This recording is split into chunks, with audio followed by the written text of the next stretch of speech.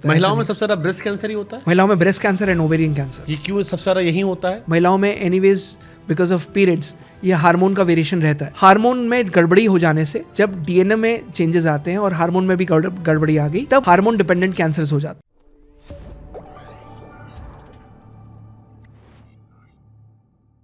महिलाओं में सबसे ज्यादा ब्रेस्ट कैंसर ही होता है। महिलाओं में breast cancer and ovarian cancer.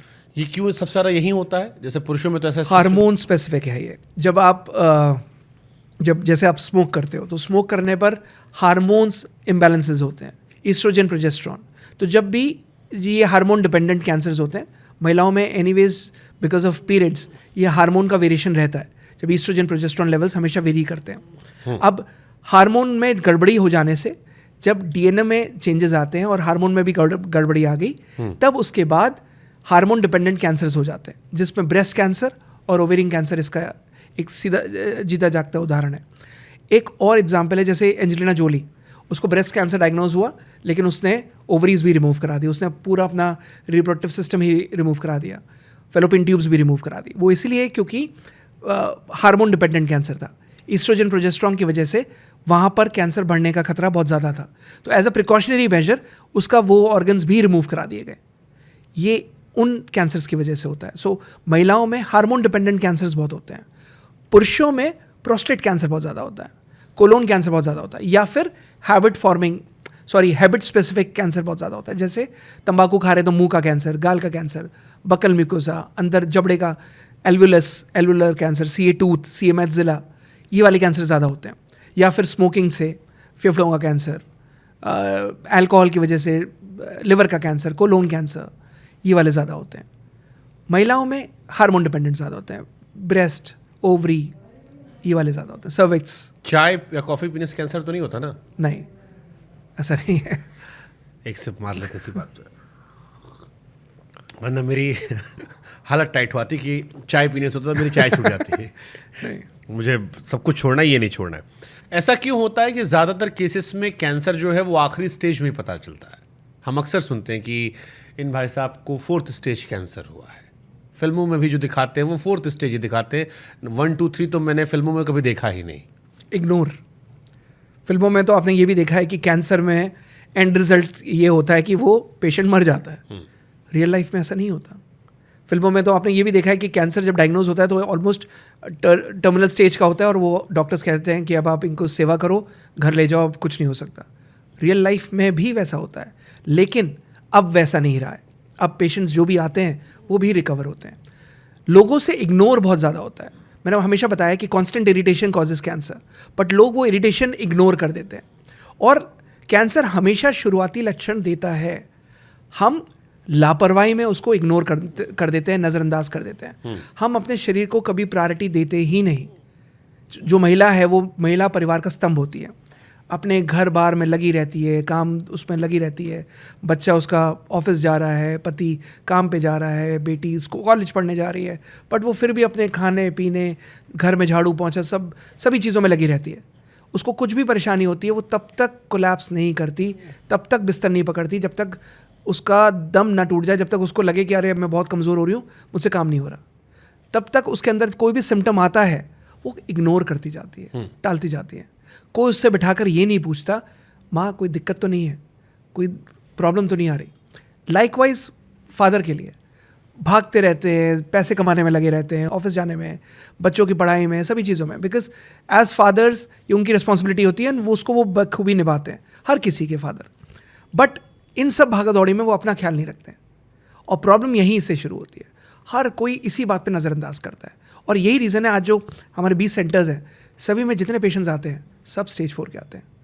And इसलिए क्योंकि शुरू में हर किसी को सिम्टम देते हैं, हर कोई बताता है कि हाँ 1 साल पहले यहाँ शुरू हुआ था, ये प्रॉब्लम रहती थी, ऐसा कुछ होता था, बट नज़रअंदाज कर दिया। ये नज़रअंदाजी प्रॉब्लम है। ये एक सवाल मेरे मन में और आ रहा, बड़ा इंटरेस्टिंग सा। शादीशुदा आदमी में कैंसर होने के चांसेस ज़्यादा होते हैं? नहीं, हर किसी को हो सकता है। तो शुभांकर, ऐसा नहीं है कि केवल शादीशुदा हो गया तो वो बेचारा वैसे ही अपने घर से परेशान है, आप उसको कहते हैं, जोक है कि there are 2 kinds of people, the happy people and married people। तो इसीलिए मैंने सवाल पूछा, क्योंकि जितनी बातें आप बता रहे हैं उनमें से अधिकतर बातें उसी एज के बाद वाले ग्रुप में आ रही हैं। नहीं नहीं, ऐसा नहीं है। यंग एज में भी कैंसर होता है, यंग एज में भी कैंसर होता है, लेकिन ऐसा नहीं है कि शादीशुदा मर्दों को या महिलाओं को ही कैंसर होता है, ऐसा नहीं है। कैंसर कभी भी डायग्नोज हो सकता है, कैंसर कभी एज नहीं देखता। अभी यंगेस्ट पेशेंट जो हमारे पास आया शुभांकर, वो 10 दिन का था। एल्डेस्ट पेशेंट जो आया 10 दिन का? 10 दिन का, क्या बोलोगे? 10 दिन में ब्लड कैंसर डायग्नोज हुआ, एंड 92 ईयर्स में भी कैंसर डायग्नोज हुआ। 92 ईयर्स में नेपाल की वो लेडी, उसको 92 साल में कैंसर डायग्नोज हुआ। क्या बोलोगे? डॉक्टर्स के पास गई, उन्होंने कहा कि आप तो बोनस लाइफ में जी रहे हो, आपको हो गया, कोई बात नहीं। वो बेचारी हमारे पास आई और 92 ईयर्स में भी रिपोर्ट नॉर्मल आई। उसकी रिपोर्ट हमारी वेबसाइट पर है। अच्छा, डॉक्टर्स ने कह दिया कि आप बोनस लाइफ बोनस लाइफ जी रहे हो। अरे यार, तो कोई जिंदा रह गया तो उससे कहते हैं एक्स्ट्रा है, एक्स्ट्रा है, अब जी रहे हो चाहे मरो, क्या फर्क पड़ता है। अरे तो बहुत इंसेंसिटिव था ये। इंसेंसिटिव था, पर ठीक है, कुछ लोग ऐसे रह जाते हैं, कुछ लोग ऐसे हो जाते हैं, बट ठीक है। सो बट ऐसा नहीं है, कैंसर किसी को भी हो सकता है, और ज़रूरी नहीं है कि वो शादी देखकर या किसी की कास्ट कलर क्रीड देखकर नहीं होता। उसमें थोड़ा टेंशन ज़्यादा बढ़ाती है ना, बच्चों की टेंशन, पति की टेंशन, पत्नी की टेंशन, पैसा कमाने की tension, social tension. I think जो हम फैक्टर्स की बात कर रहे हैं, वो फैक्टर्स प्रेशर की वजह से बढ़ाते हैं। उस कॉन्टेक्स्ट में मैंने नहीं, आजकल खुद का ख्याल ना रखने से ज़्यादा होता है। तो वही शादीशुदा आदमी करता है, अपना ख्याल अपने बच्चों के ख्याल में लगे पड़े, जो आप बता रहे थे, जैसे कि मम्मी को टाइम नहीं मिल रहा, पिताजी पैसा कमाने में लगे पड़े, बच्चों को रियलाइज नहीं रहा, तो उस उम्र में जो स्ट्रेस लिया, परेशानी ली, उसी में ड्रिंक किया, स्मोक किया, जो किया, that all leads to.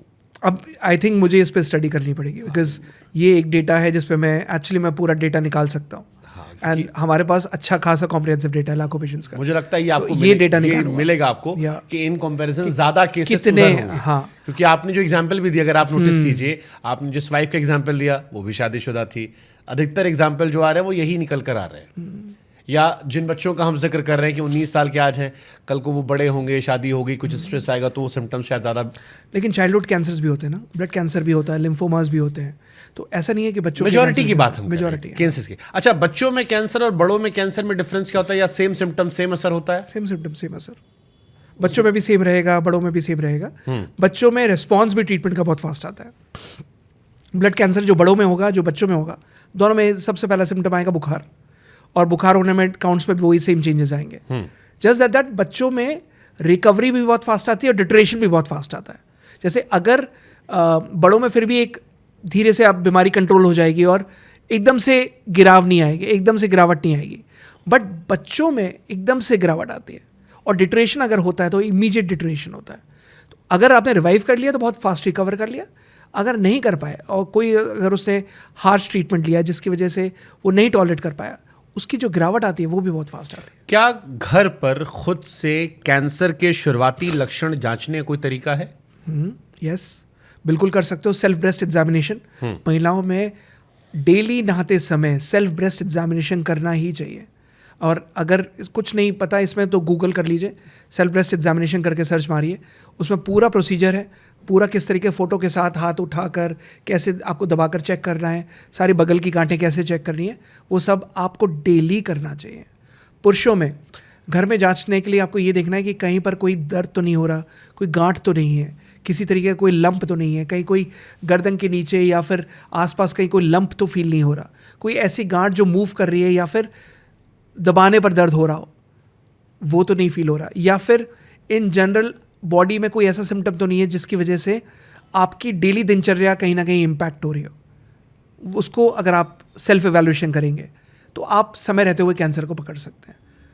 At least एक मंथली रूटीन कर लीजिए, बेस्ट है हर 6 महीने में एक जांच करा लीजिए, ब्लड टेस्ट, और एक डॉक्टर को दिखा लेना on a safer side. Preventive health करके डॉक्टर्स होते हैं, सो प्रिवेंटिव मेडिसिन में आप जाकर दिखा सकते हैं, प्रिवेंटिव हेल्थ में आप जाकर दिखा सकते हैं। And it is always better to show, ताकि अगर गॉड फॉरबिड कोई अगर परेशानी है भी जो शुरुआती लक्षण शो कर रही है, समय रहते हुए आप काबू कर लोगे। कैंसर के बारे में सबसे बड़ा मिथ क्या है? कि कैंसर ठीक नहीं हो सकता, कैंसर मतलब डेथ। सबसे बड़ा मिथ यही है, कैंसर की शुरुआत ही डेथ से करते हैं। ये इसलिए क्योंकि बड़ी स्कैरी फोटोज आती हैं जब किसी को कैंसर होता है, बाल छील दिए आते हैं कीमो से। बट अगर कीमो नहीं करा रहे होते और ऑल्टरनेटिव मेडिसिन कराते हो, या फिर हम जैसे कैंसर हीलियोथेरेपी करते हैं, उसमें ये सब क्वालिटी ऑफ लाइफ कुछ खराब नहीं होती, एज इट इज़ रहता है। कैंसर का पेशेंट हमारे यहाँ कैंसर हीलर थेरेपी में चल के जाता है, कीमो कराने चल के वापस आता है, कोई बाल नहीं झड़ते, कोई नोजिया नहीं होता, कोई वॉमिटिंग नहीं होती। आज अगर शुभांकर 8 सेंटर से हमने आज 20 सेंटर इतने हॉस्पिटल किए हैं, वो केवल इसी थेरेपी से।